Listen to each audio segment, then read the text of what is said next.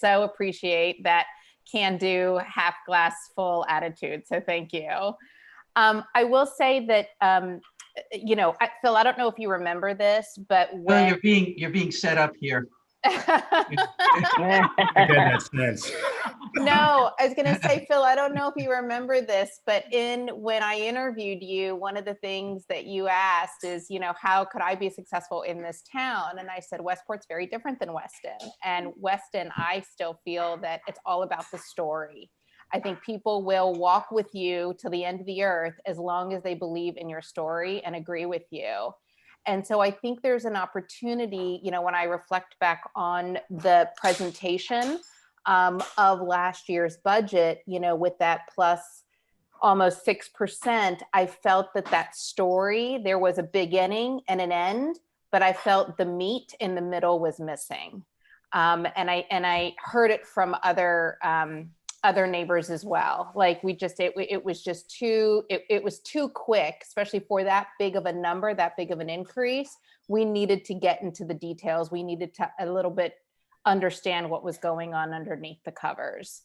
So I'm hopefully that can be an opportunity for us this year. And then I agree with Melissa wholeheartedly, just in terms of when we ask for details, it's not necessarily because we're going to try to cut in that particular area, or that we want to be overly transparent in actually, you know, getting, what do you call it? I'm referring to SPED, but our objective is not to, you know, bring people out or disturb privacy issues. We just need to understand what's going on in that area. And if we keep probing, it's not because we're trying to be disrespectful and we're trying to, you know, put names and faces together. We're just trying to understand what's going on. So yeah, I think that's it for me. Daffy? Thanks for everybody's comments. I only have a couple of little ones to add. Yes, rah Phil. Rah Phil. And I think that one of the things that you said in your introduction, Gina, is that Phil comes to us with fresh eyes and is able to, you know, boldly break things down and rebuild them if we have to, in terms of how we do this budget. And anyone who's ever played bananagrams before knows that you've got all your words set up and you have one letter left and it won't work. You sometimes have to break up all the words and start again. And I want us to go into this process imagining that if we have to break down certain systems that we've had for a long time in the district, or how we budget for the district, and rebuild them more creatively, that we ought to be able to do that, and that we ought to be open to do that. And I think Phil's new eyes helps us in that regard. Also, I just want to comment on how I know in past years before I was on the board, the board book was, you know, huge and complex and unwieldy, or had too much information, and that this past year we had too little information, that it was too simple and it felt a little dummied down. We want to have that balance, obviously, but I don't believe that having a simplified budget means that you need to omit critical information, or that it needs to be dummied down for simplicity of all the readers. I think we're all capable enough of doing a deep dive into the numbers. So I'm trusting that there'll be obviously a good balance there. Hillary? Oh, sorry. Yep. Yep. Thank you. No, I'm done. Hillary? Oh gosh, everyone said everything that I don't really have too much else. I agree, like would be Phil. I feel very grateful that you're here. And in terms of the only thing that I really have down is that I felt like, I mean, as someone who was new, I felt like I couldn't get sort of like the strategy to connect the strategy to everything that we were drilling down to, and to be able to say, here's what we did well, here's what we, here's our challenges, here's the things we want to work on. Like it became, I mean, it could have just been me, but I feel like I got lost in a lot of the details, and I don't want that to happen again. That's really all I have. that that everyone else hasn't said. So thank you. Victor? Very little to add. I wholeheartedly agree on everything that was said.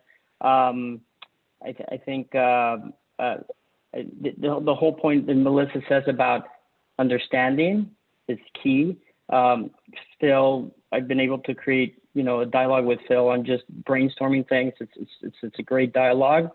The thing that I really want to try to hone in on is, as I think about those public meetings as we get closer to finalizing it, that it doesn't feel like that we align on what are the overarching, broader, medium-term things we're trying to accomplish as a group, right?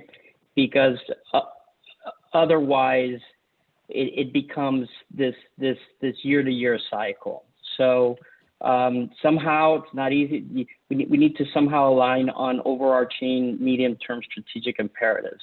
How we get there, you can skin it, 10 different ways. But I think that's important. Great, thank you. I'm just going to add in the one thing that I haven't heard mentioned by anyone here today, but I know it was a constant source of angst last year during the budget cycle. In previous years, at the end of the budget presentation for each section, there would be like the bullet point list of like the major drivers in the movement in a particular budget area. I'll just say, let's say athletics, and their budget changed by, $20,000. There would have been those little bullet points of the major, not ticky-tack, but major, like in and outs, so that when we were flipping through, we would be able to, without having to ask, what are the major drivers of this movement? An example I could think going forward for this year, is it Hurlbut, we added teachers post budget. That is an automatic increase.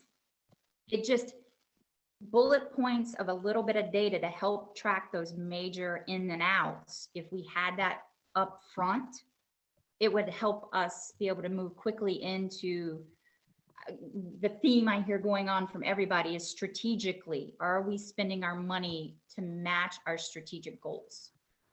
There are some in and outs that we just need to be explained, but it just helps us put the package together, I would say. See, Gina, that was one of my details that I was going to get into. I don't know if you want to talk details, because the way that I approached this meeting is referencing what was in the 1920 budget book versus the 2021. So do you want to share kind of those pages for Phil to reference now, or do you want to wait for later on in the meeting?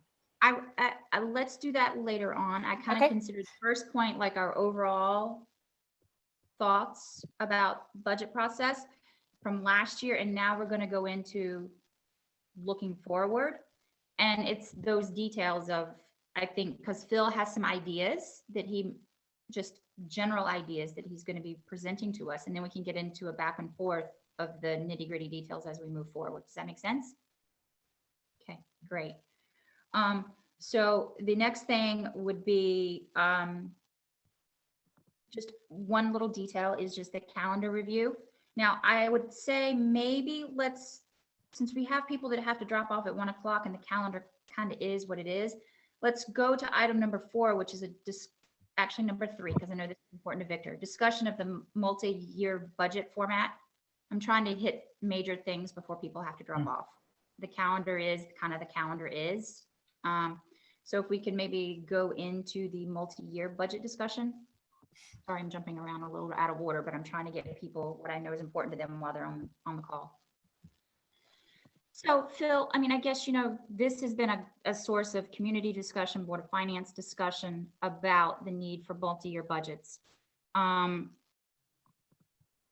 Your thoughts on what you can present. I know we say there's multi-year looks in the detail. And I know in the past, like under IT, we would see like the full 5-year recycle program, like there would be multi-year data underneath the summary, but What's your opinion on multi-year budgets? I mean, it's always good to have the multi-year look because it does help a lot in terms of the various planning that you have to do. The problem that we have in terms of our main driver, of course, and as I think Tony mentioned at the onset, is our contractual obligation, primarily as it relates to salaries and benefits. So as you guys know, our salaries are determined by contract. So it's a little bit difficult to look beyond the contract end date to really to bring anything forth.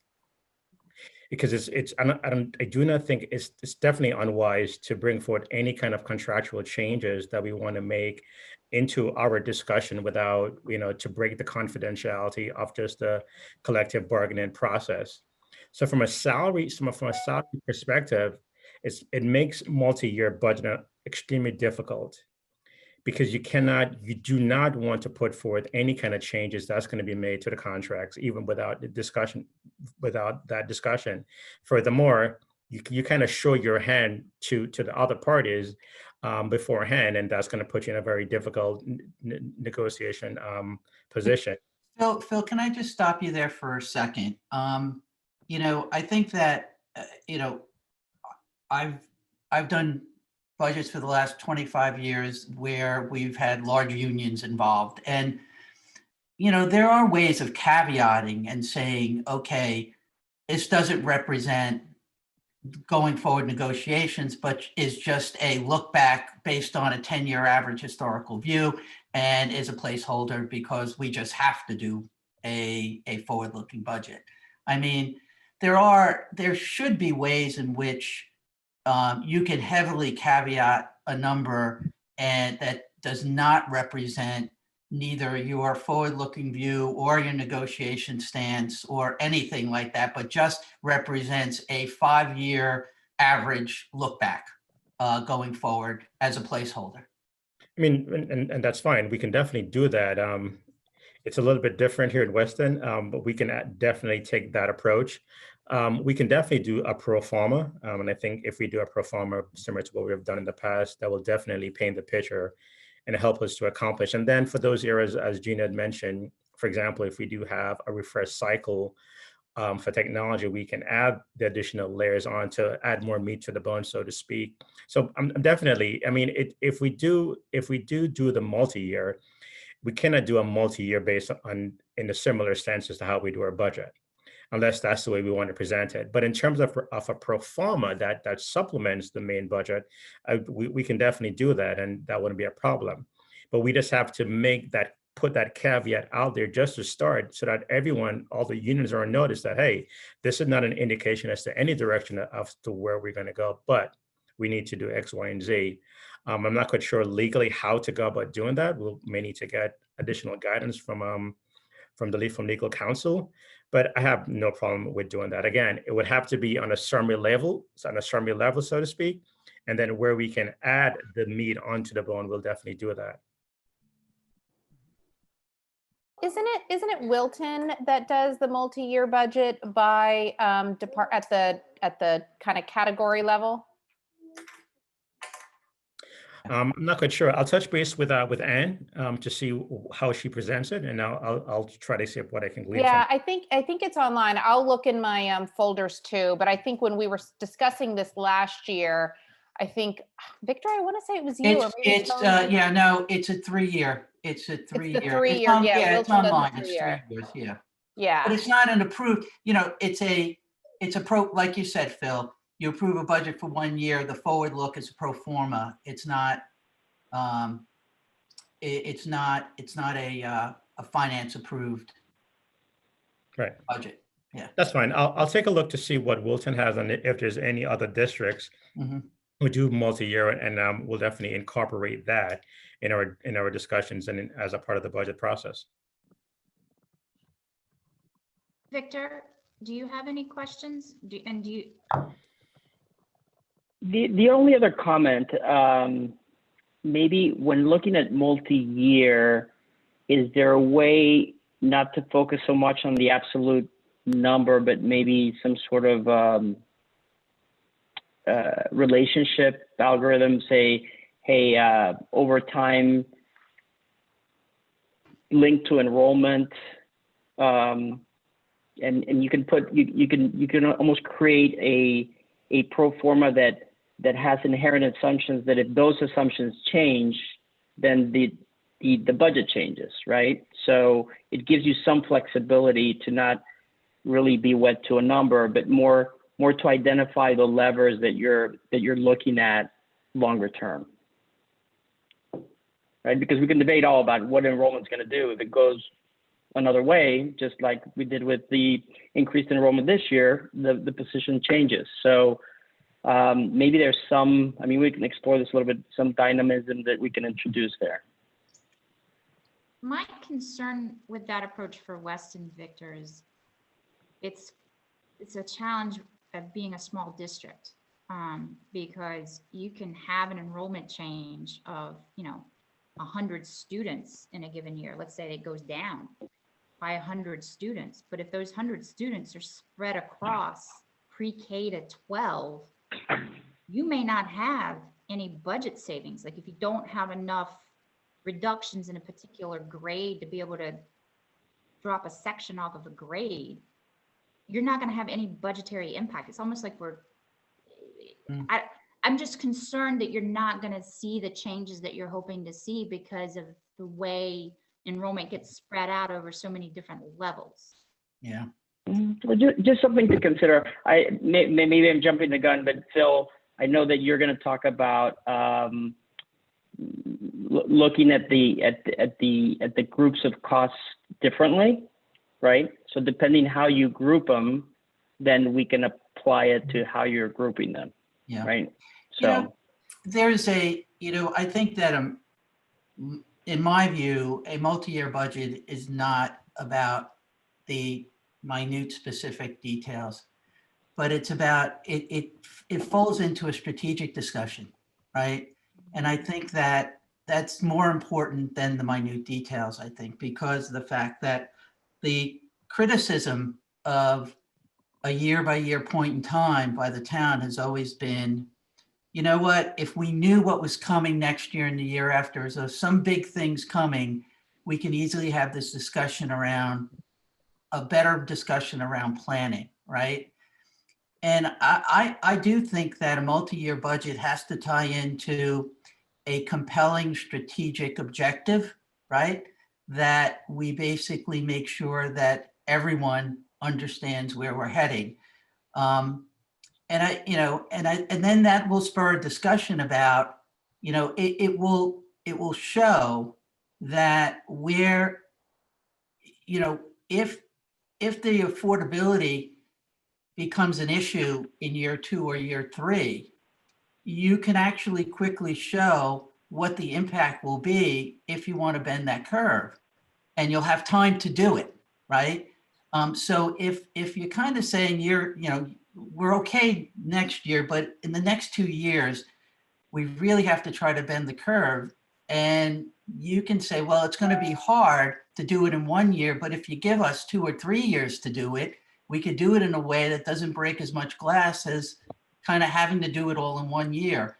And I think when you have a budget, a multi-year budget, I think that the one degree of freedom which we never used, which was time, becomes a factor all of a sudden, because you can negotiate more easily if there's a multi-year budget about reaching your strategic objective in year 3 versus having to do it all in 1 year. And I think that's going to be an important part of the budget discussion next year, which is going to be, okay, if you really, really want to spend less, we can't do it all in 1 year. We're going to have to space this out in 3 or 4 or 5 years. And I think that's where we can use time as a degree of freedom, which we've never really used in our budget. Just a quick question. When we, in terms of how many years are you guys thinking that we should be looking ahead, ideally? I think 3 is practical. So we're talking about the current year's budget plus 3 in addition, or the current year plus 2? You tell us. All right, let me think about that some. Okay. Like I know for this year, so right now, just in terms of contracts, and I understand all the caveats, we have 1 year remaining, and then the other year we'll have to figure it out. Let me think about that a little bit. Yeah. Yeah. And Let so me ask this. I mean, Tony, it doesn't have to be, it doesn't have to be 3. I mean, let's think, it could be 4, it could be 5. You know, I think 2 is too little, and 5 is too many. So, I mean, a strategic plan could be a 5 to 10 year plan. A budget to go with that is harder when you get past 3 or 4. right. It That's seems. right.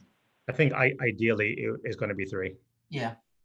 I think a pro forma for like 3 would make sense, but then for the pieces of the budget that we have, you know, future data on that's reliable and that you can easily discuss, you know, maintenance plans, IT, recycle, refresh, you know, that is hard data that you have that, you know, it's not sensitive in nature to the contracts. And we used to have that in the budget books. A lot of people would say you don't have multi-year data. We had data. People just didn't look to the details to see that we had it.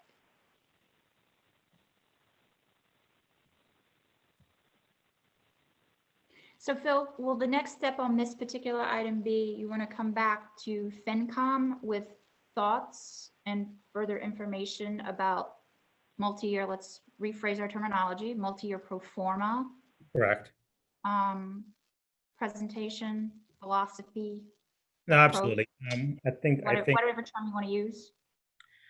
I think that will be the next step. Hopefully I should be able to find some information by the next meeting. I think the next meeting is on the 9th of October. So we can start the discussion there. So let's pencil that in as an agenda item for FinCom would be a multi-year pro forma approach. And then we can start digging into some, you know, hopefully digging into some of the details then. I just pulled up Wilton's budget. And so for the 2021 year, on one piece of paper, they showed 2017 all the way through 2023. So they showed 3 years worth of history, 1 year of proposed, and then 2 years of projected, if that helps any. And if I had to guess, I think that was probably tied into their contracts. That's why they did the 3 years that way. But yeah, my guess is, Phil, that's what you're going to see is that the forward-looking projections are going to be tied to the availability of data from their union contracts. But I would encourage to ask the question of what if that second pro forma year is after your contract is expired? What do they do? Do they put a 0% increase? Do they carry on the average increase from the last contract with the disclaimer information that you're talking about? I mean, I think that's the critical piece, because unfortunately for us, with 80% of our budget being related to contracts, it makes it challenging for us to get there if we don't have an answer to that question. So are you saying, Phil, that, you know, our average in terms of certified salary increases for the last, like, forever has been about 2% a year with very little deviation around that, really? I mean, not a huge amount of deviation around that. Are you saying that if you kind of use, even if you go past the contract date, if you use some sort of historical average, that would be somehow a negotiation, a implied negotiation, some negotiation would be implied in that? well, right, because they may look at it that, okay, you're presented these numbers and you have made future plans based on these numbers. So they could use it in that direction, because we may present a number based on that on an average, but because of our affordability, we may determine that, hey, listen, we can't afford to do this. But if we're presenting something in public that says, hey, for 3 years, this is what it's going to cost us, and we have an ongoing discussion with the Board of Finance and the Board of Finance and the Board of Selectmen, and they sort of kind of saying, okay, we get that. Let's see how we can plan around that. That's giving clue to the unions, whichever union, to say, okay, you can afford more. And I think this year, or this current contract with the WTA may have been, I could be wrong, but this may have been one of the lowest GWI increases that we have given to the WTA, and of course with the red shirts and everything else. So I just want us to be, I understand what we're trying to do, but Yeah. in the larger context, if I may just Figure, I would say, just take it away and see what's possible. Yes, if I may, Tony, from a public sector bargaining standpoint, in the Yeah. public sector, the signaling is gigantic. Really? Okay. It is. So I think we need to think about, and I like how this process is going, and I'm going to stay out to the side a lot because Phil's your key guy on this. But public sector negotiations are very different than private sector negotiations for a whole set of legal and public disclosure reasons. The signaling is very powerful. So I'm not saying don't go multi-year, but be very cautious on what that signaling sets up, which is what Phil's speaking to. Sure. You should take that away and figure out what we can do. And I would bring your hired negotiator into that discussion before you bring that multi-year forward. Because you're not going to go to the table without Shipman Goodwin, most likely. I would bring them into that conversation about what am I, for you as our negotiator, what may this mean? I would bring them into that conversation. But keep in mind that even in the non-contract renewal years, the settlement numbers are publicly available information.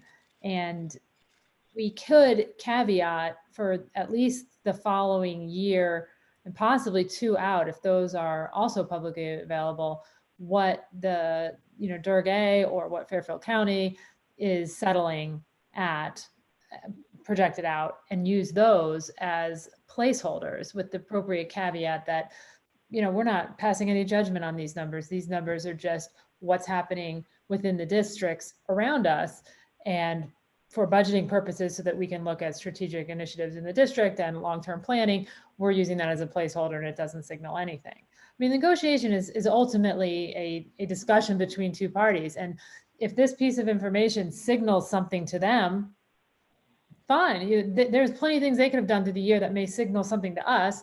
And I think ultimately, one party doesn't get to set the bar for how a negotiation works. It's the meeting of the two parties. That's the definition of negotiation. So I don't find it that troubling, personally. Oh, I agree with you. If we're able to back it up with legitimate reasons for our position. I just think, and the other thing about what Tony said about precision is the further out you go, you're probably going to aggregate more items, right? Because they're unknowns, right? So I don't think you should be wed to a historical presentation to a future presentation. It's going to be a different level of granularity, in my mind, by design. So, well, yeah. I would just encourage us to let Phil talk to our Wilton counterparts who are doing this. Right. But then, as far as the future years, the years that go beyond our contracts, I think it would be prudent to make sure that Jessica or Tom or both from Shipman Goodwin, since they, handle our negotiations, because I wouldn't want us to put ourselves in a negative position because of this. And so I think we at least need to get their opinion. Sure. I agree. Before we barrel ahead, even though, Melissa, I agree with you. When you enter negotiations, we've both been there. It's both sides sharing the good, bad, and the ugly and coming out the end with a resolution.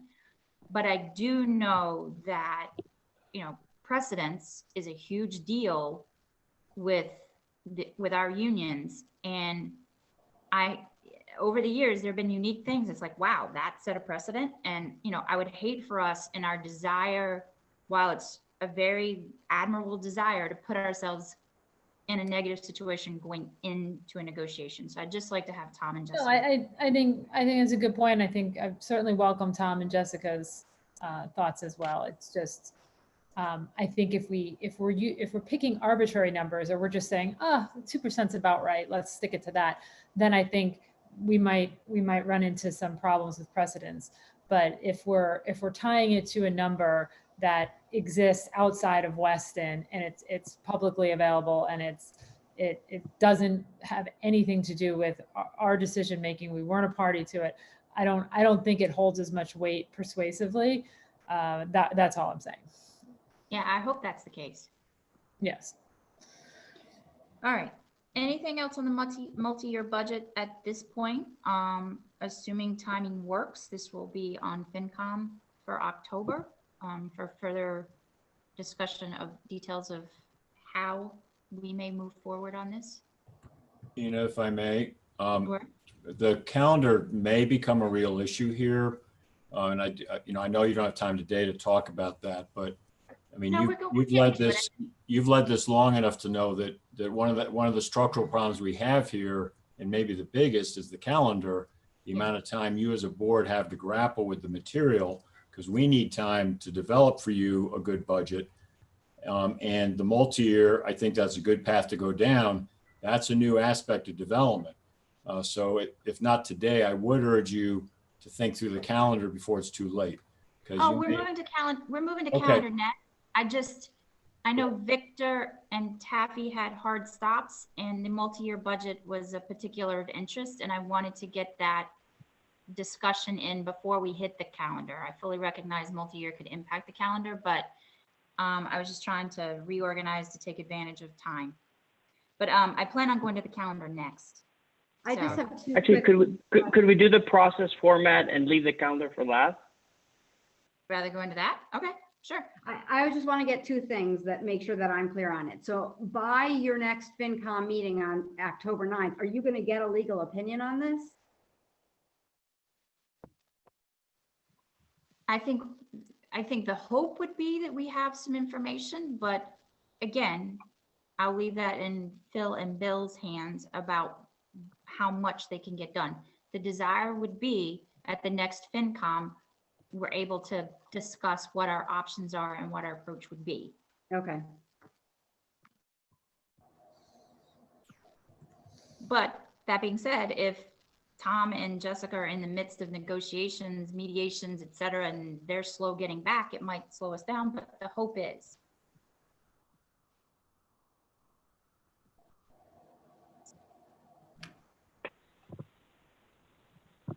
All right, process. Phil, I'm gonna let you take the lead on this one. Okay. So I think Andrew sent over a few minutes ago so I heard what everyone is saying about the meat and having more details for all the various changes, and I do understand that. So the information where I'm trying to go is, I guess it would be twofold. So when I look in the budget book, I think about Weston, it's, for the most part, I don't think about Weston in terms of cost centers, right? I think about Weston, the district, and what we operate, and pretty much our bucket of money. So what I've sent over to you, and I hope you guys will agree, is pretty much changing the focus of our budget book and how we budget. To shift the focus somewhat from each individual cost center, and I know that each cost center, each school has their own story, and we like to hear their story. And this is not going to take away from each school having an opportunity to talk about their story and everything else. But it's just a change of our focus where we're looking on things, for example, from an object code perspective. So the sheet I just sent over to you, really, if you take I just did a select. Bill, can I just ask a question? Sure. Just the way you started off. Maybe you can talk a few seconds about how because of the fact that it would be very interesting to talk about how the numbers then come to you from each of the buildings, because that's an important aspect of then how you look at it, right? Yeah, no, I mean, in terms of how the numbers will get presented, there's not going to be any change in how things are presented. Okay. What I'm saying is just for our discussion and for the boards, from a board point of view, is that how do you have the information for you to have a good discussion and to think, to plan, for future years, for forward years, what exactly how should we be looking at this? Because I remember last year, there were several points where a question would come up and they would say, for example, how much are we spending in consulting? And I was like, the information is there. It's just in several different areas of the budget book. It's in Yeah. each cost center. Yep. So the way I'm proposing or recommended that we change a book is, for example, let's say consulting line. You'll have an object code that says consultant. You'll have the various cost center that makes up that consulting line. So in one page, on one page, you will see what that cost is and all the various cost centers that make that up. So, and then if you shift that now to, let's say, a salary object code, let's say teachers, you'll see your teachers, your classroom teachers, right? Because it's going to be now what you're going to have. You'll have several different object codes. You'll have your classroom teachers, you'll have your special area teachers, you'll have your SPED teachers, and everything on its own little bucket, so to speak. So you can look on that bucket and you can say, okay, this is what it's costing me to have teachers in a classroom. And these are all the FTEs, all the teachers that we have. Then you can flip to the next page. For example, you may look into SPED. So if you shift into SPED and SPED teachers, there's a SPED teacher pretty much in every single school. But when we look at SPED, we just look at one account that says SPED or teachers in SPED. But it's a SPED teachers in every single classroom. Now, if we take, for example, the object code that's for SPED teachers, you will see how that's broken out. Mhm. And it changes the discussions a lot, I believe, because now you're seeing things, and things in a different way. And again, it tells all the story. You'll have a multi-year look back. I'm proposing to add a 30-year of look back.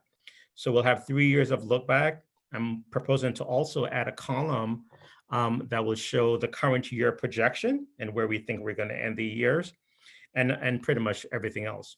So this looks like it's when you're talking about object code, you're doing basically a double click on object code and saying, okay, these are all the cost centers that we break it up, which I think is great granularity. Yeah. Yeah. So that's really, that's fundamentally, that's a major shift in how we have looked at things. Mhm. And I'm hoping that we can do that. Now, in terms of the I mean, it does tell a very different story. I mean, and one that we've been looking to see more closely, right? So when we look across the whole district and say, how much are we spending on consulting? The problem, which I'm sure, I don't want us to go backwards because I love what I'm hearing, Phil, but the problem is, of course, that you then say, holy shit, that's a huge number on consulting. Maybe we should cut that back, without attributing it to the stories that Ruby said earlier. The story in each school of why consulting matters, the story. But you said we can click down and see where they go in each cost set, in each building, for example. Correct. So for example, for all the major drivers, so let's say, for example, there's a new initiative that, sorry, Tracy, that the SPED department may want to bring forward. What you will see in the consulting line, you will see what the cost is for SPED, but then as on a supplemental page, or as backup, so to speak, not in the core of the budget book. So I believe in keeping the core of your budget book pure, and then you add data to that. So now for your backup data, you will see this is the initiative for this year, and pretty much all the goals and objective associated with that initiative. I'm wondering whether it should be, okay. Well- Again, the whole idea of there being a sort of thinner core to the manual, just so you know, is kind of a worry, only because we have a little what's it called? PST from last year, where it was just so core that it was a little on the thin side. No, right. So absolutely. So you'll definitely have the meat to the bone that you're looking for. I've heard you guys, and you guys want that. Yeah. So that will definitely be included. So we're not saying it's going to go away where you're constantly asking a question, what is this? What makes this up? Why did we make this shift? It's just that you look at it, you see the number, and maybe it's not so much on the back end of the budget book, but it's so much on the following page where, so the way it's going to look is that when you open the budget book, let's say to object code for teachers, on the upper page or in one page, you'll have a narrative, and the narrative could tell a story. And then you'll have that detail, and we can add to it, and so it goes. Right now, my main focus is really just for planning purposes, is just an agreement about the core or just the main layout of the budget book. Now, The details we can definitely add to it.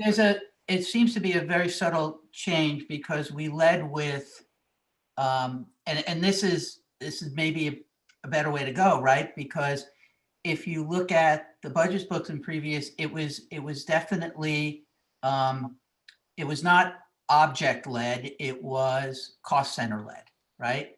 And so are you saying now that you think a better way to go on this is basically having a core that is more object led within the details versus having something which was cost center led? That's correct, Tony.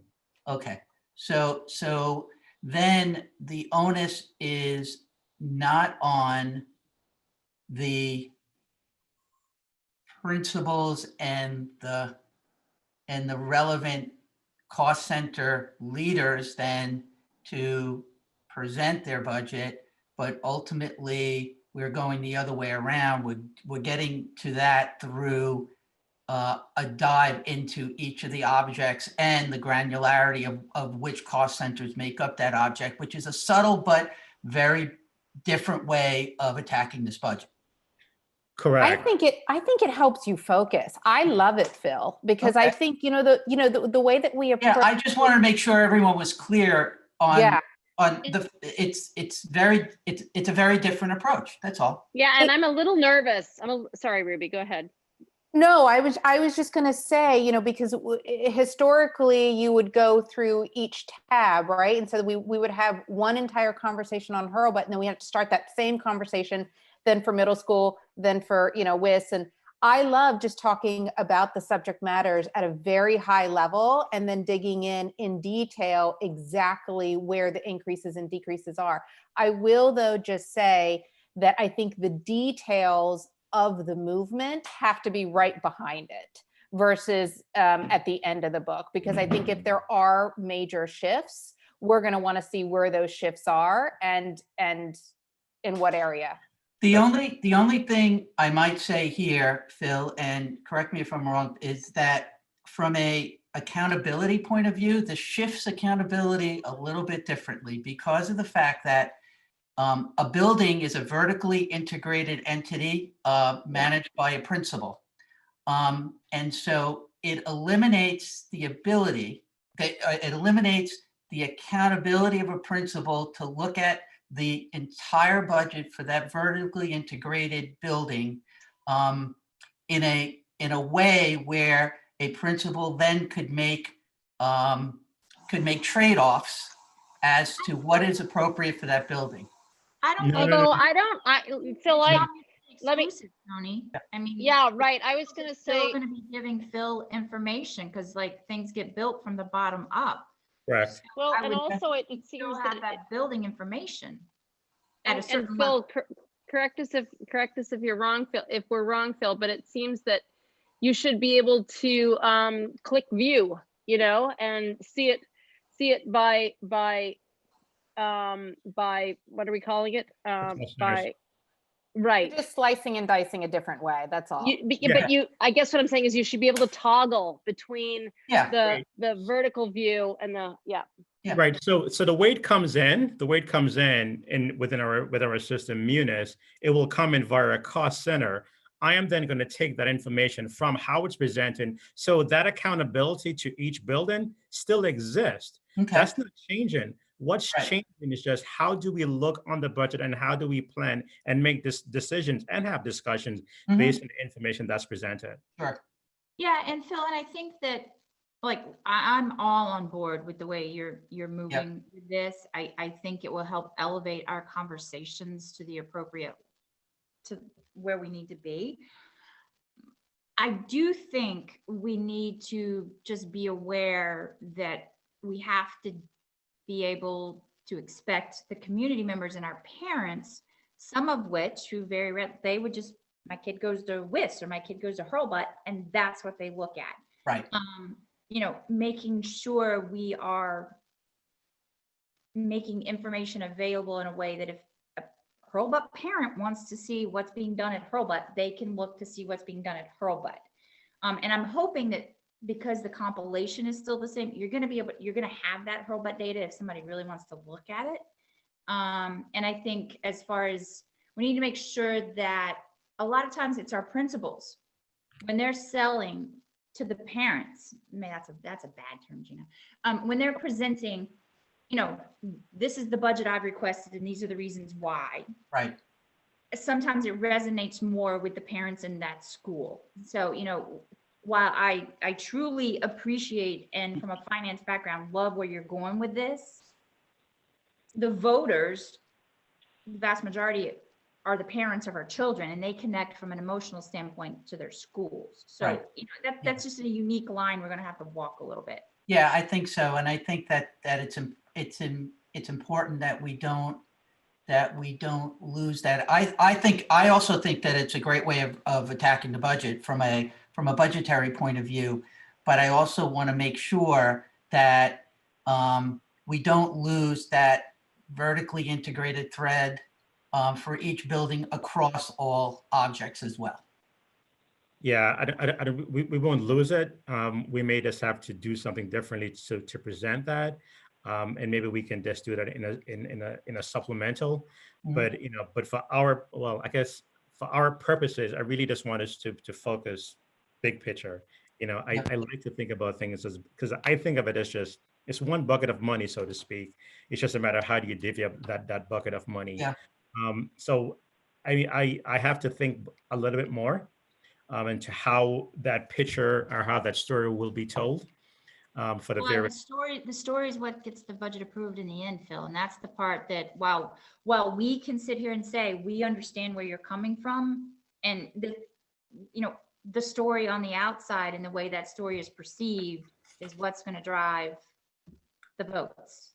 Right. I'll definitely keep that in mind as I do put things together. So one of the reasons why I even put this forward as well in this change, even last year, just talking with the Board of Finance and the Board of Selectmen, I think there's a need for just more information and a better understanding. Yeah. And I wanted just to be able to do that, because you're stuck in these meetings and it's, I don't want to say it's clear, but you do get a sense that it's not understood truly how the Board of Education works. The Board of Education is just looked at as a X percentage of our budget, and they're driving our tax. I'm sorry, they're driving the mill rate by this amount. And I want to change that view where it's not it. We're an entity, and these are the various components that we have, and we need whatever it is. You may not necessarily agree, but I'm open everything up so you can see this is what it is. It's not a mystery. It's not hidden, but everything is very transparent and everything is laid out. I mean, what it may mean is that it may just present more question for a lot of historical stuff, which may be a little bit difficult by itself. However, the information is there, and I just want everything to be clear historically and going forward. Mhm. Yeah, agreed. Yeah. Agreed. Sorry, I have to jump off in a couple minutes, but I apologize.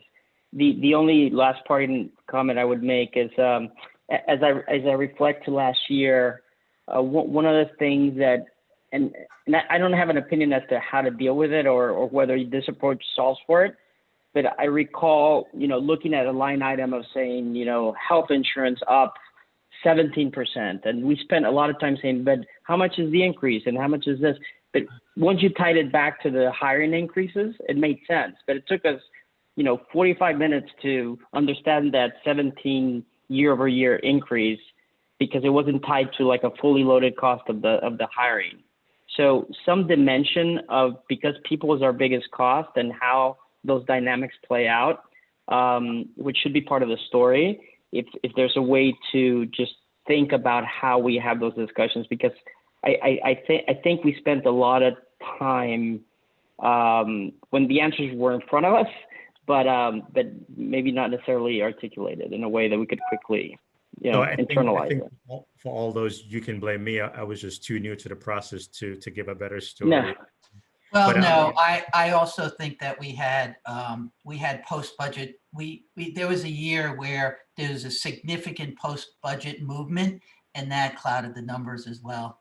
Because you Yeah. couldn't go budget to budget and make sense of it without really understanding what happened post-budget, and which affected the numbers in Right.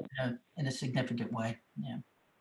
This goes back to, sorry, Victor, do you need to jump off? I just want to be respectful of everyone who has to leave at the 1 o'clock mark. But I was just going to say, this goes back to Gina's comment about missing those key drivers on what's shifting in the budget. And I would just add, on top of the key drivers, I think it's also allocation that we need to feature at the beginning of the budget as well. And I think this model helps with the allocation. And I'm referencing the pie charts that Rich used to put at the beginning of the budget, which would going back to the story, if we're talking between, if we're talking about a 4% increase, the public needs to know, well, 3% of that 4% is non-negotiable, right? Because of contracts. And I think the public was missing the allocation piece of it this past year. So then the only thing up for discussion is that 1%. And I think that's what we need to articulate to the public. Just a little nitpick. One of the things that we have to avoid is that I know Ruby said it and it just triggered something in me, is that we cannot view our contractual increases in salaries and benefits as an immovable object, because you can always reduce staff, right? So that statement about to the rest of the town that that's somehow an immovable object that can never be overcome, it is not helpful. So we have to avoid. Yeah. We understand it's contractual, but we have a degree of freedom, which is reduce the amount of staff. Not that we would do that, or that we necessarily want to do that, but that the reaction that this is kind of you got to live with this, you got to swallow the whole number because it's somehow immovable, doesn't go over that well. We have to avoid that a little bit, a lot. Does the FT view of things and understanding. Yeah. And with that, I'm gonna sign off. Thank you, guys. Yeah. Thank you, Phil. Phil? Yeah, Tony, I mean, that's a critical thing. I mean, yes, we have the contractual obligations. We have to understand, we have the people because we have, certain, right. We offer, we have certain class size guidelines. We offer right. certain classes. Right. That's what drives the people. We have to elevate the conversation away from, we have a contractual obligation and we're done. And we're done, right. These are the classes we offer. These are the class guidelines we have. This is what we stand behind. Right. That's the driver. I mean, a lot of this is letting the conversation evolve to where we talk about, because it gets perceived very negatively by the community to say, well, we have a union contract and that's driving the budget by 3%. That pisses people off. If we talk about, we provide small elementary size classes at our upper grades, we provide differentiation, we have X number of AP. If we talk about it like that, that's what drives the budget. It's the same answer, but one is going to be received in a much different light than the other one. Right. And so much of how we staff and what programs, this is where the strategic initiatives and what's important to us is so important for the budget, because so much of what we want to fund and how we want to fund it is also tied to the enrollment projections 3 to 5 years out, because we need to be able to see what is happening in the town to know what's happening with the students and where we want to spend our money. Because if you keep, I made this point last year so many times, I feel like if you look year to year to year to year, you'll never make any change because the incremental difference each year is so small. If you look out 3 to 5 years, then you can see trends and say, okay, well, maybe it doesn't make sense to be investing in X or Y. Maybe we should be doing this instead. Okay. Phil, I just, I had the same, I guess I could say, concern as Tony, which is that I could see this as coming off as sort of administratively accountable, as opposed to, the administrators of each school accountable. And so can you just walk me through so that I understand? And you can pick a category, because get me to a point where the budget book is done and now we have to negotiate and cut. And like, how are those administrators of the schools going to then take accountability for their one part? So, I mean, easy. I mean, so let's say, for example, we have a specific initiative that's driving the budget. Just because it's presented the way it is doesn't necessarily take the onus or the accountability from any individual to speak to that initiative and let's say to defend that initiative. So that's not going to go away. Again, so everything that we have done and that we have loved, where the teachers, the principals are coming forward, they're talking about they're building everything that's new for their building. That's not going to go away. It's just a matter of looking at it a different way. I mean, I hear what we're saying, and if what we're saying is that for the broader community, the way what I'm proposing is may not be ideal, and the broader community may prefer that it's done by a cost center, then I have to take a step back and I don't want you taking a step back, Phil. I think at least from what I'm seeing so far, I think you're moving us in the right direction. It may mean that there's, if you want to refer to it as supplemental information behind it, Mhm. that can then present the story by building in some capacity. I don't know. I mean, I think that's just a piece of it that we have to think about. I don't want you to take a step back from where you're going. I want us to be, you're going in the right direction, but we have to figure out how to layer in and present that building story, because I think that does resonate with our parents. Yeah, you'll have the data. Yeah, we will. Data's there. No, it is. So it's again, so this is a start, right? And I just needed the agreement as to what direction we're going in. Then I can start to layer onto this basic thought. Yeah, no, you're going the right way. Okay. I'll definitely, by the time we get to December, January, it will have what we need. But this first piece is very critical, because that really sets the tone as to how I look at things and how I present stuff. So this is why we wanted to have this discussion with the full board to kind of get a vote or a consensus as to should we continue or should we change. Yeah. And what I would encourage, Phil, is over the next few months, if you need to pop up, these discussions on FinCom about how you're layering in the building story. Yeah. I'm going to phrase it like that. Don't be afraid. Pop it onto FinCom. If we need, we have once we get to the calendar, we have some other early workshops to talk about assumptions. If we need to continue this aspect of the conversation at that as well, like just take advantage of the upcoming meetings for the sounding board piece of this is what I'm trying to say. Mm-hmm. Fair enough. So based on that discussion, are we saying we are in agreement with this to start with this new format and then work on the whatever else we need to layer in? I'm good with that. Yeah. The information's all here. I think we need this granularity by object. The rest is presentation, right? Yeah. Taffy, Hillary? You good, guys? You're good with like moving in this direction? Yeah, I'm good. As long as you're right, we can tie it all back. I think it's good. Yeah, Right. it's great, Phil. So Right. so this kind of goes into like a little subtopic of this. And Tony, this goes to your point about coordination with the town on process. Yeah. We are the Board of Education, and we come up with the budget requests that we think we need in order to provide the education product that we want to provide. Period and stop. However, it is a true story. We're not just going to get any budget number we want just because we want it approved. The town does have, affordability that the Board of Finance and the Board of Selectmen think that the town needs to be in. For years, we have tried to get, if you want to say, guidance from them. And I use that term as guidance because I would never want us to have to be given artificial, don't we go beyond this period into story without there being, a review of our budget, but guidance that sets us all off on a more collaborative approach to reviewing our budget.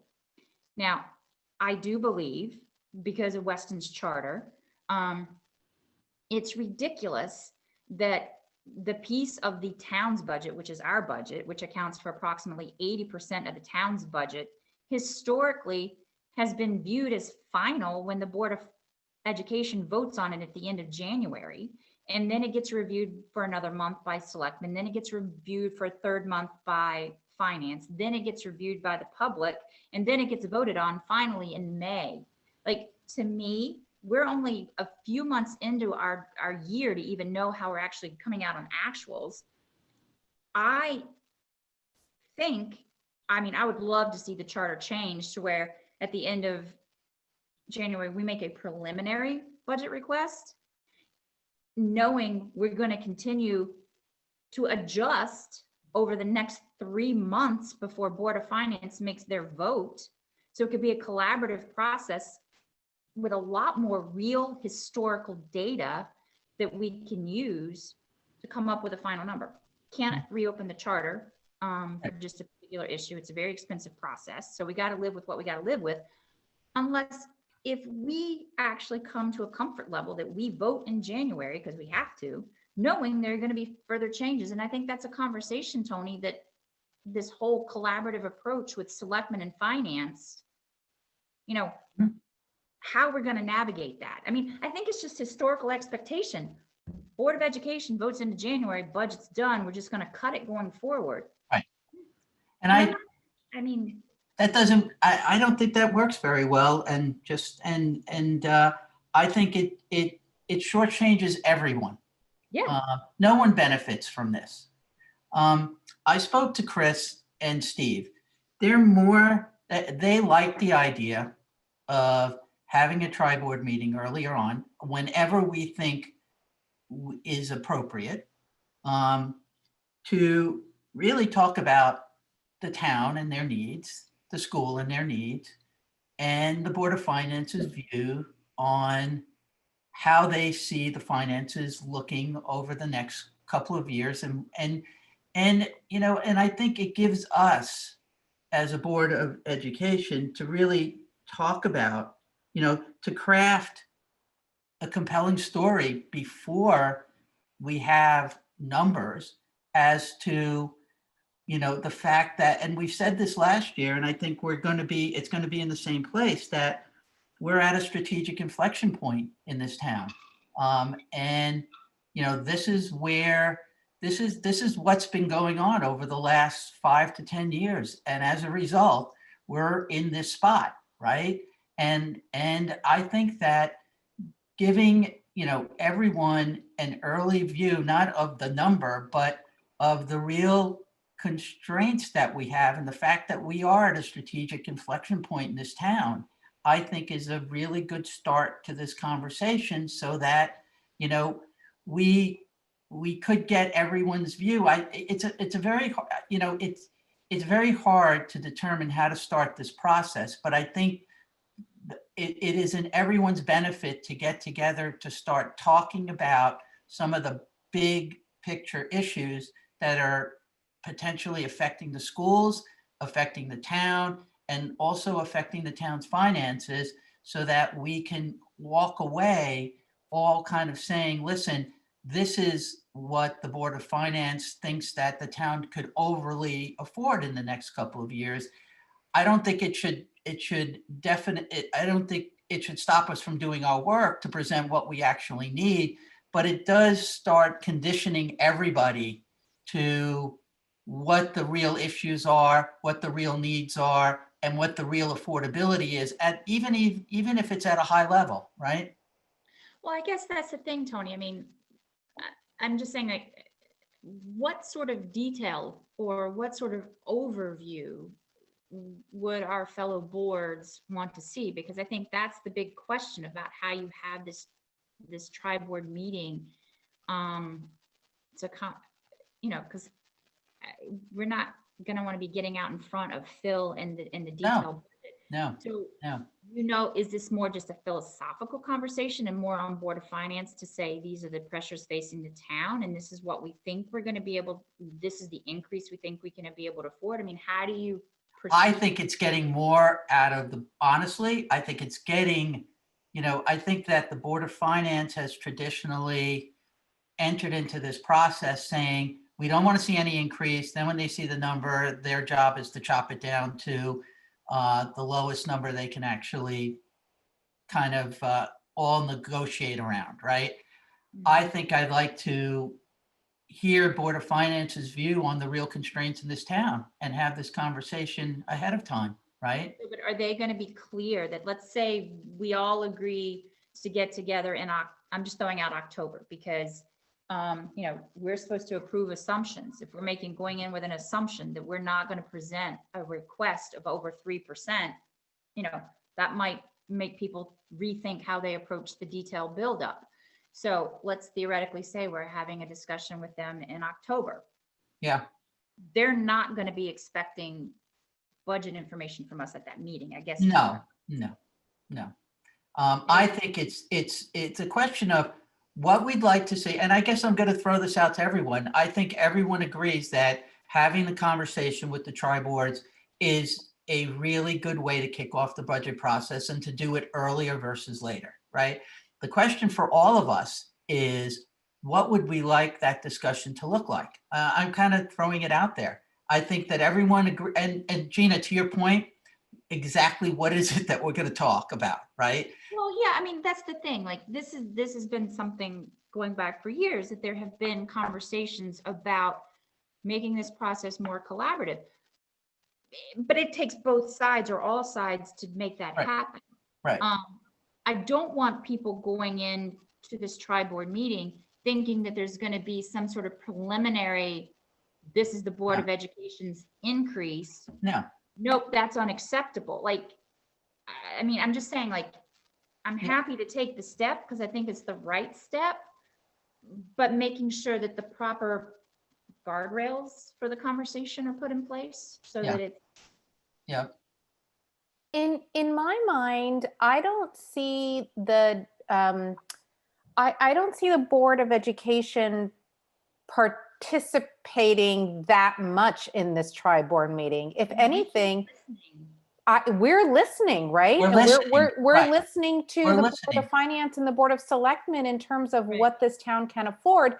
And if and when the Board of Education comes to the table with something different, it's because, to your point, Gina, these are the drivers that are taking us, educationally above and beyond what we said the town could afford. And then it's discussion on whether or not we want to make that investment. Yeah, I agree, because 100%. we do most of the talking, right? And then we kind of get beat up, right? I mean, that's kind of the way it goes. We do the talking, then we get beat up, okay?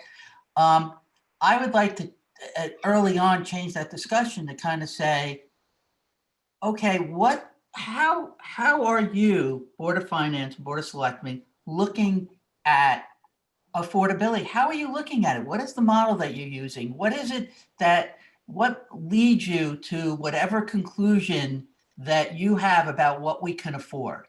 And that would be really helpful to us, because if we know what we could afford, that will, again, going into this process, not that it's going to drive exactly what we do, but I think it's a useful piece of information so that when we come back to you, we at least know where we are versus your expectations on what we could afford. We never have a discussion on, we're always asked about our approach and our model. We never have a discussion about, well, what's the town's model and what's the town's approach to determine affordability, right? That's really, I think, the most important part of this discussion. Now, if we have to go in, and give a little to get a lot, I mean, I don't mind that, but I agree that we should be walking away with a lot more information to help us, to inform us during our budget process than we're actually prepared to give in October or November. Oh, yeah, agreed. Yeah.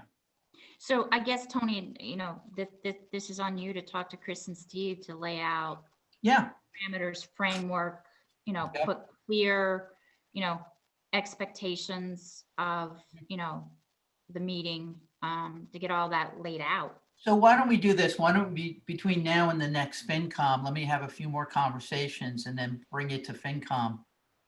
Okay. To discuss. Right. Because I don't think this is going to happen before, this is not going to happen before November. I wouldn't think so. Yeah. All right, so with that, why don't we turn now to the details, actually in the calendar? Because this is the nitty gritty of how, or I should say of when information is going to flow. So Phil, I'll turn it over to you to run through, and then board, I'm assuming once we hit the January dates, that's when the board's going to want to have some more detailed input. But Phil, you want to just rock through the first part of it? Before we get started, should we be Sure. looking at the email from Andrew? Yeah. From today? Is that the one? No, well, yeah, I think not today. I think you Phil sent, sent Oh, the draft- yesterday. Andrew sent the draft calendar earlier this week. Yeah. Today's email was the sample pages of Phil's proposal about. Right. Okay. So email from Andrew is the one we should be at now, right?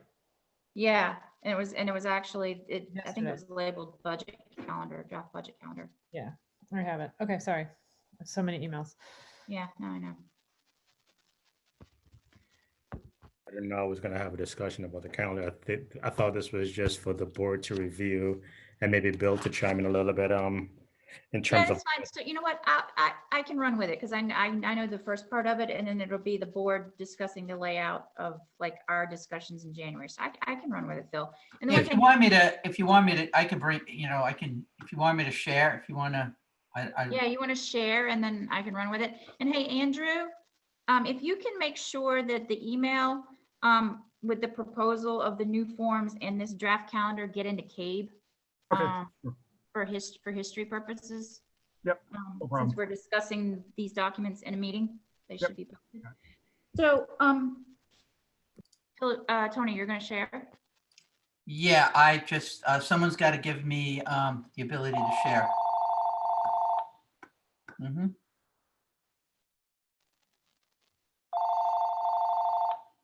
Call from 80069.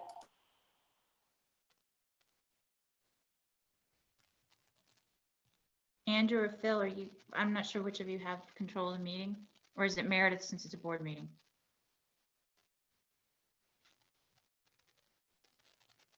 Dan or Meredith have it. Oh, okay. All right, well, I'm just going to get started because the first part's a little cut and dry. So obviously we have today's workshop. We have FinCom on the 9th of October. That's when leadership gets a draft copy of the calendar that's under discussion. And Phil starts opening up budget modules, pretty clear. Currently on the 13th is when we have that board workshop to talk about assumptions. This is the first time where I think the guidance from the town that we're talking about, Tony, like that would make sense to try to have the tri-board before that date or after that date. And then I mean this truly as a question. Which date are you talking about? Let me see. On October 13th, we are scheduled for a budget workshop, a Board of Ed budget workshop to Right. review budget assumptions and finalize this calendar. Right. Does it make sense? And I don't know which way I actually think at this point, to do the tri-board before, so we go into talking about the assumptions, knowing their thoughts?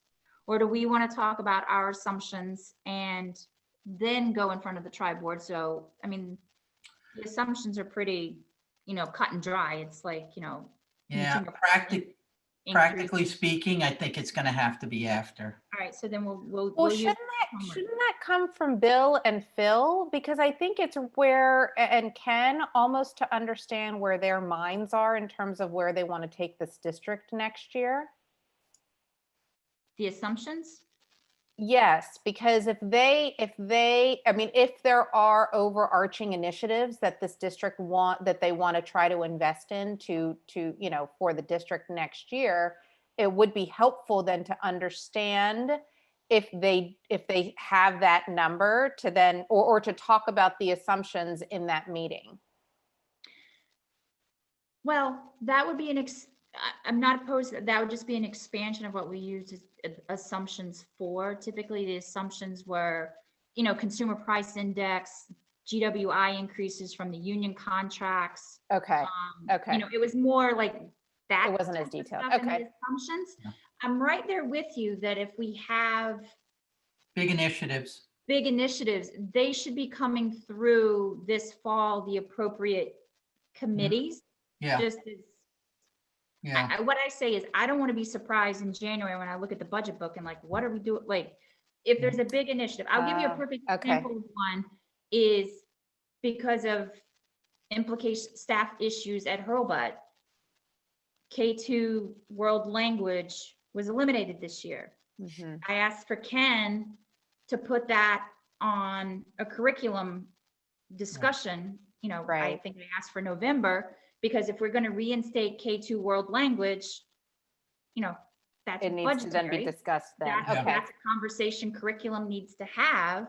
So I asked for it to come in front of curriculum, like in November, December timeframe, to have Right. the conversation about that. So I think we can say, if there are initiatives, whether adding or removing certain programs or considering removing programs, and Bill, full respect that if we're discussing eliminating a program, that's someone's job, and I get that that's delicate. But if there's going to be certain programmatic Mhm. budget things from a programmatic standpoint, they kind of need to go through committee. Yeah, I think, generally, if I remember the assumption documents, it's It's You know, pretty vanilla, some but quantitative numbers are tied to things that are contractual obligations. And then there are general topics that are related to typically the district goals, right? Yeah. They're typically, unless there's something specific and significant under any one of those district goal topics, I expect they would be probably there. But otherwise, this document, unless we want to make it different, is typically a general guiding document, not a really specific one, right? yeah.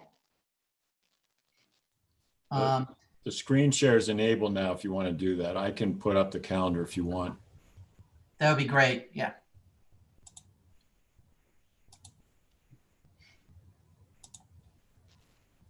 Are you seeing the calendar now? Yep, Yeah. now it's up.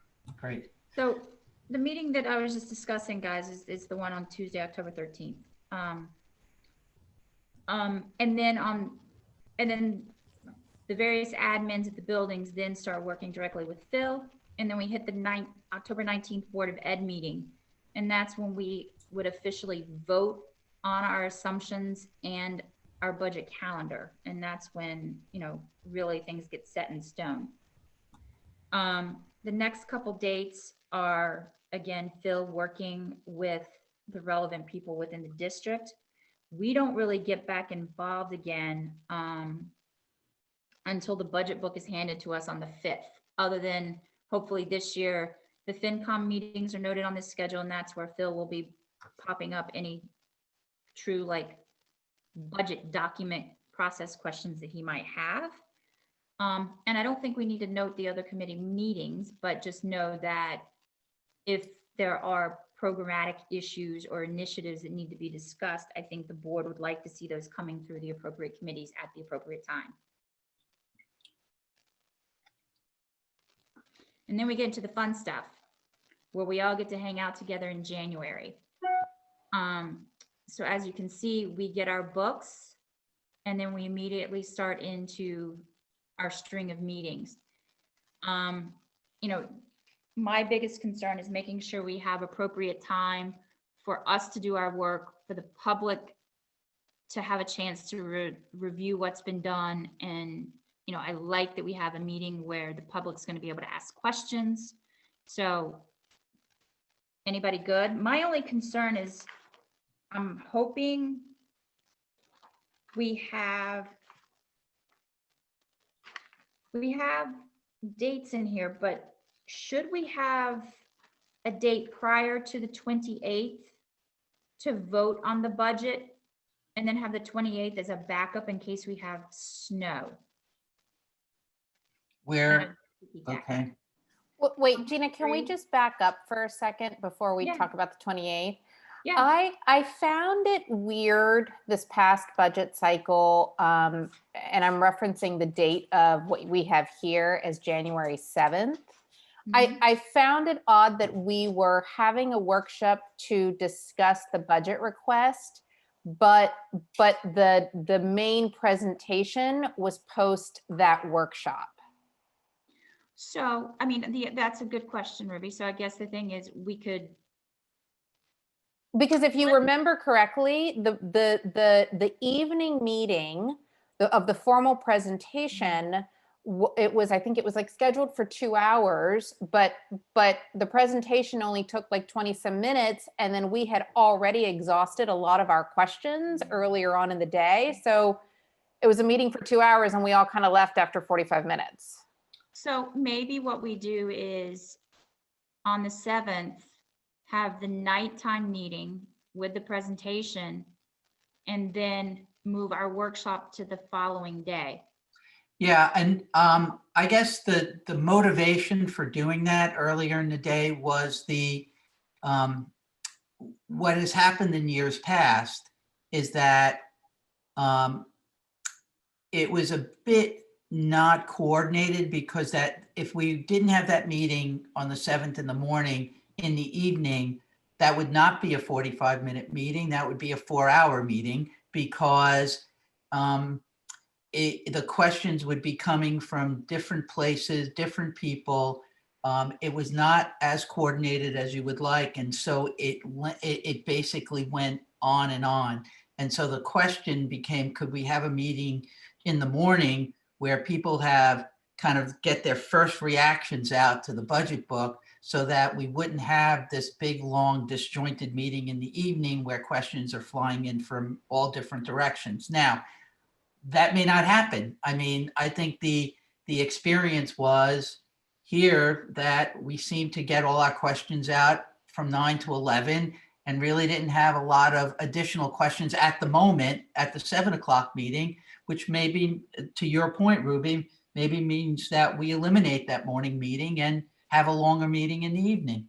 Yeah, I would just love to hear, before we start going in, for the details, I would just love to just stop and listen from 50,000 feet, the overarching strategy, because then that might, Yeah, answer some of my detailed questions. maybe we have maybe we just have a shorter workshop in the morning. I mean, I would recommend, I think this was awkward for Phil and me. I mean, I Okay. don't think Phil, I would recommend that you tightly couple the workshop and the presentation, but lead with the presentation. Yeah, that's fine. What's typically done, and then tightly couple it, because in the past, there hadn't been that tight coupling at all between the presentation and then you all actually digging into it. So is it possible to move that 7th workshop to Friday, the 8th? So that way we have the presentation at night. And we don't need to have a 4-hour budget meeting, our first kickoff. So Right. we schedule that Thursday night, kind of almost as the presentation side of things, to let us hear and maybe really make sure, you guys are hitting all the points on the presentation. And then we come in starting the following morning, starting to ask questions. Yeah, given our experience with this last year, I think that's probably a better way to go. If that, I mean, yeah, I think that makes sense. Or we could just allow, after the presentation on Thursday, not have a workshop on the 8th, and just start up again the workshop on the 11th, which is the Monday. So that will give everyone enough time Yeah. to digest everything and That's just fine, because we had a lot of meetings last year. Yeah. So I think if we cut one out, it gives everyone enough time just to review all the information that's here, and then we can have a better discussion on the 11th. Mm-hmm. Yeah. The only thing that I will say is, I know that with the questions that are proposed from the board, there's a certain allotted time for turnaround to get answers.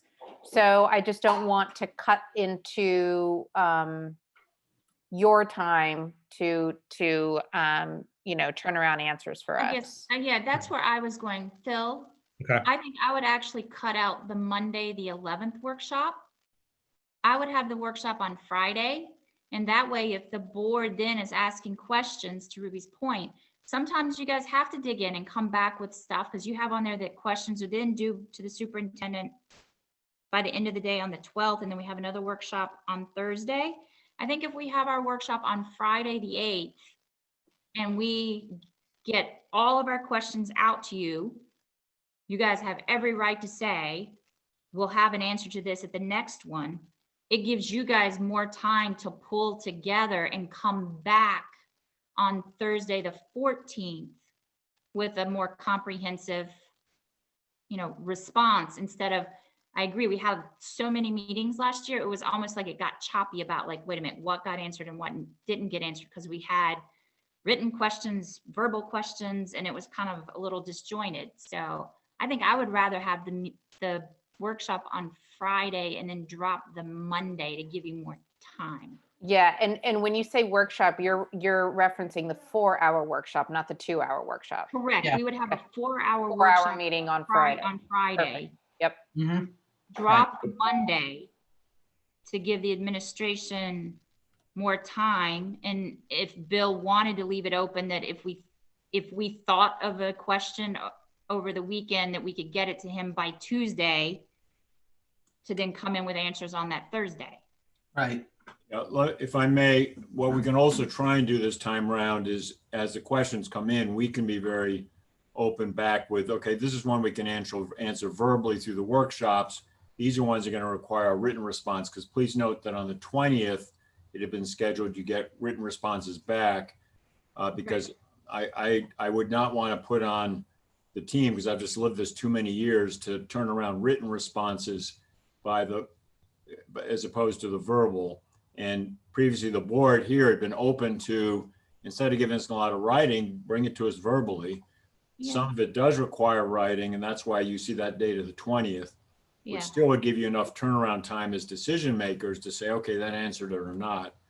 So very simply, as the question comes in early, we'd say, okay, that one seems to be one we can come back to you verbally, but that one is going to require some work, and we'll be back to you on the 20th with it in writing. Yeah, what I would envision and what I was laying out, Bill, about being able to submit questions is, let's say on Friday, we have our 4-hour marathon budget meeting, and somebody realizes, I wish I would have asked this question. They would have until that end of day Tuesday to shoot that question to you. You guys are compiling your list of questions. Some of the questions will just simply say to be answered at upcoming workshop, others to be answered in writing on whatever day, and then we'll tick them off as we get through them, just to try to have a process in place. Yep. Yeah, that makes sense. So I guess it would just needs to be Bill, Phil, whoever, about making sure that administration is available on Friday from the 8th from 9 to 1. And then we would eliminate the 7th in the morning and the 11th in the morning. Mm-hmm.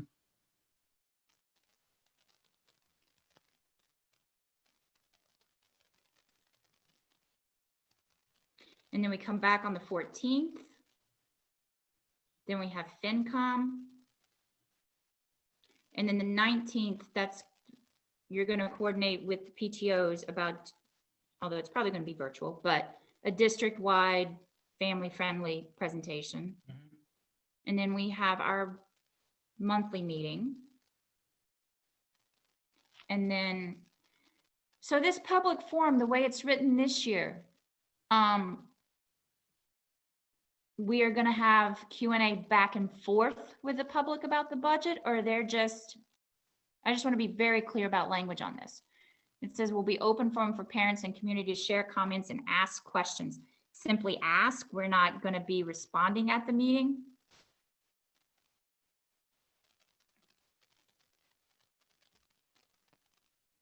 Remind me, what did we do last year? Last year, the Board of Ed has never had a public hearing the way the Board of Finance does, where there's the give and take. Right. We've always let people have a chance to have their say. Hey, yeah. And my thoughts on that are, back to my point, we do all of our work on our budget now, And then it's not till the Board of Finance hearing in late March, early April, that there's a back and forth with the public.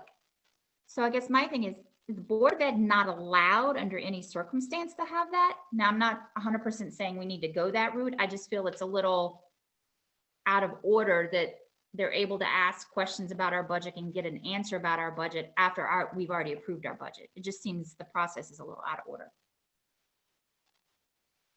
I'm all for a public forum where if it's coordinated correctly and we can, like the Board of Finance maybe had, and we can get questions in some sort of a reasonable way. I mean, let's assume we're doing it in the same format we're doing it now, right? In Zoom form. There's an efficient way of getting questions to us and us answering them. I'm not against that, right?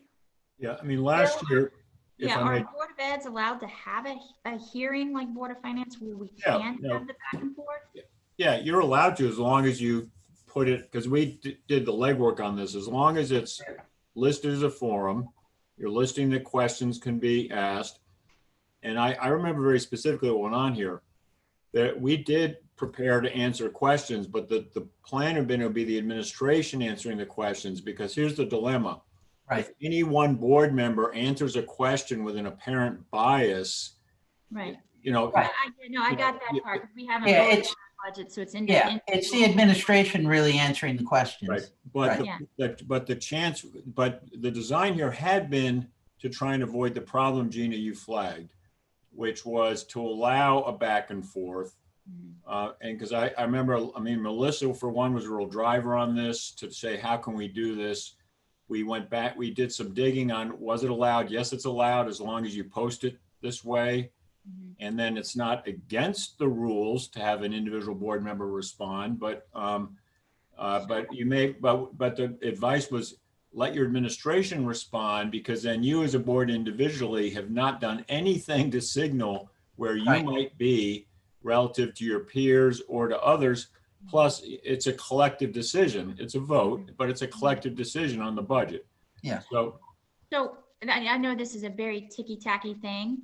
It says public forum with BOE. What if you say BOE budget workshop, public forum with administration? Because Yeah. that's really who the administration's asking questions to.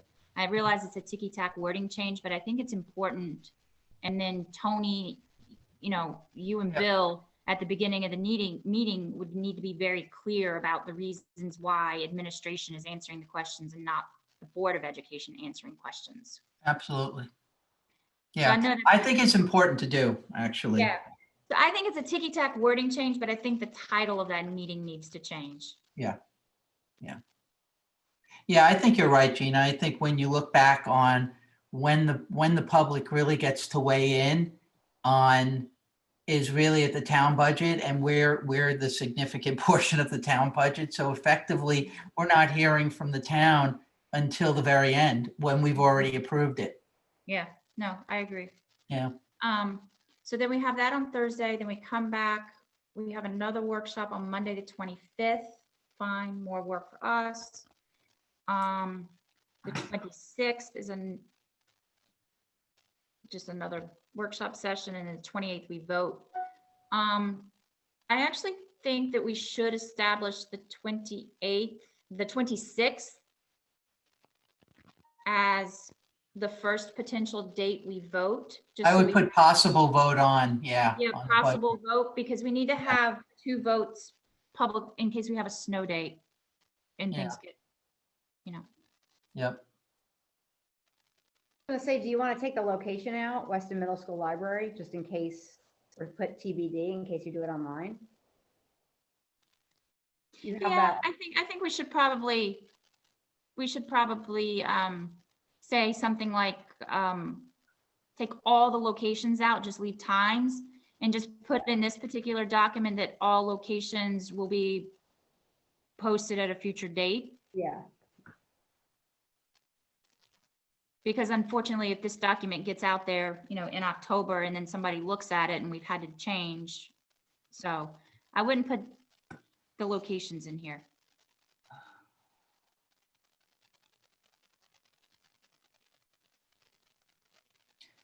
Just feels like we just approved the budget. Well, you kind of just did. You Right. did. I mean,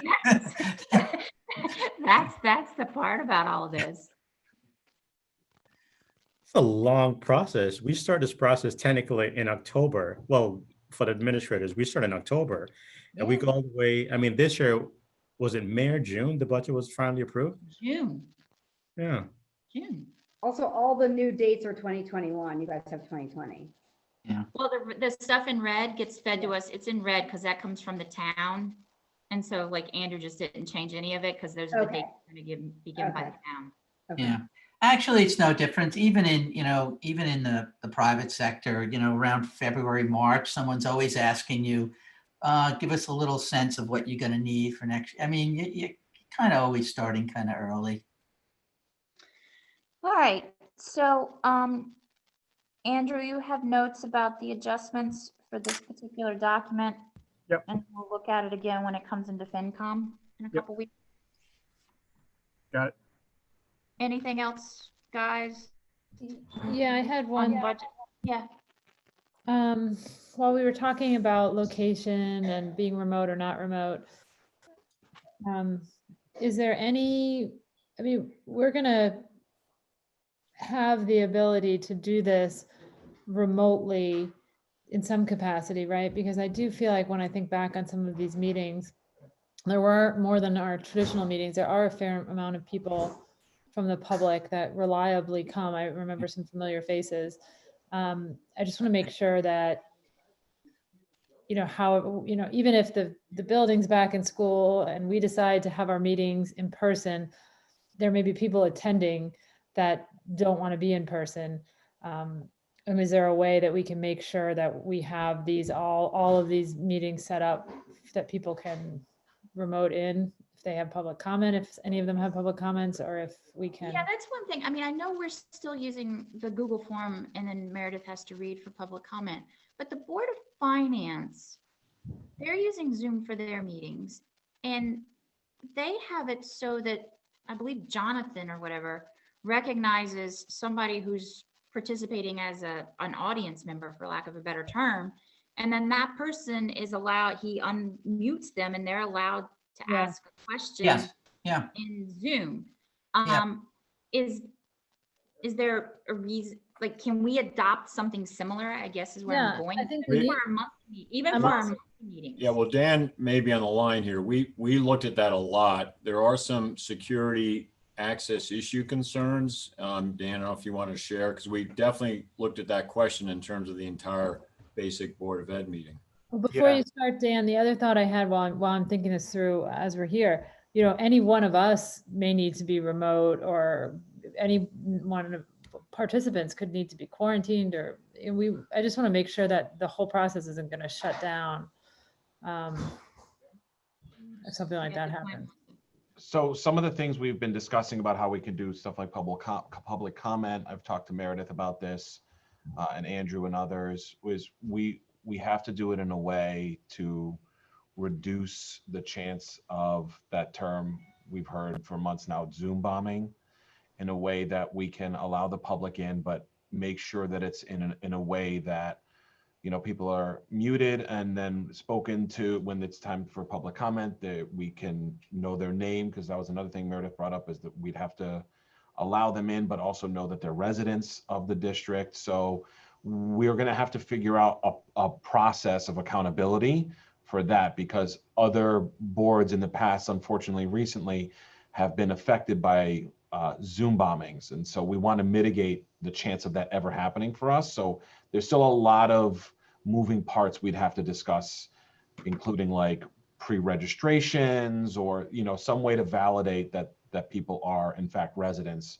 So there's a lot of moving parts that we could probably have a much longer discussion on in order to make this effective. All right, thank you. Anything else, guys, before we knock off for the weekend? Yeah. Phil, how are you feeling with all of the feedback that you heard today? How are you feeling about moving forward with everything? Oh no, I feel good about moving forward. I mean, Good. the first step for me was just to see what direction we wanted to head, that we wanted to head towards. So everything is just a matter. I just have to layer things onto whatever it is. Great. You know? So my apologies for last year and not providing the meat. No, Oh, it's no, fine. please. We get it. We Yeah. get You it. know, I think, you know, one thing we didn't get is your observations of last year's process.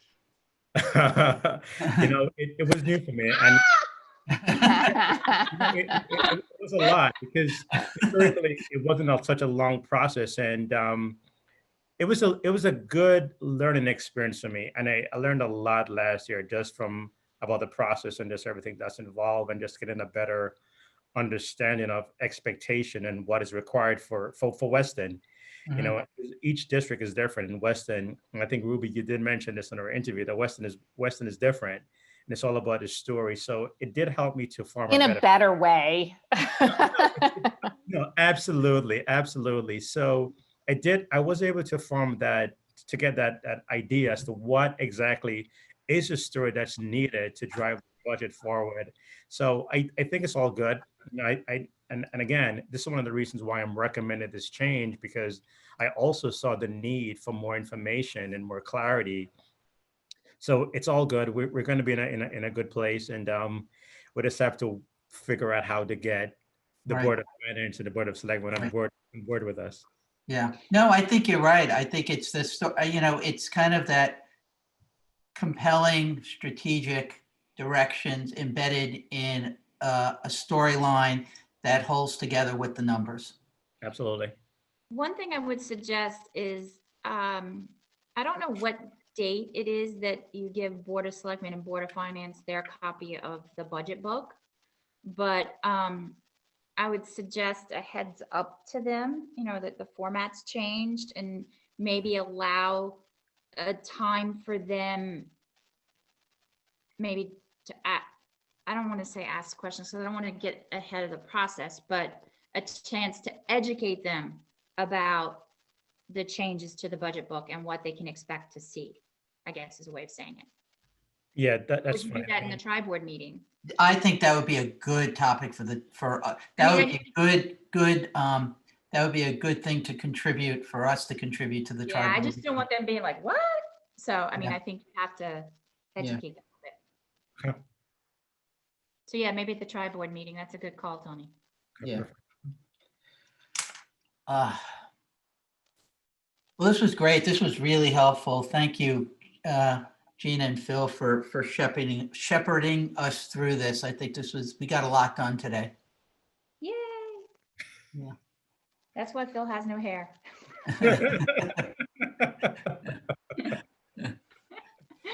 All right, listen, I guess, Tony, do you want to ask for official adjournment? This is technically your meeting. Yeah. So, yeah, can I ask for a motion to adjourn? So moved, and happy Friday, everyone. Yep. Have a great weekend. Enjoy the long weekend, people. Bye-bye. Bye. Bye.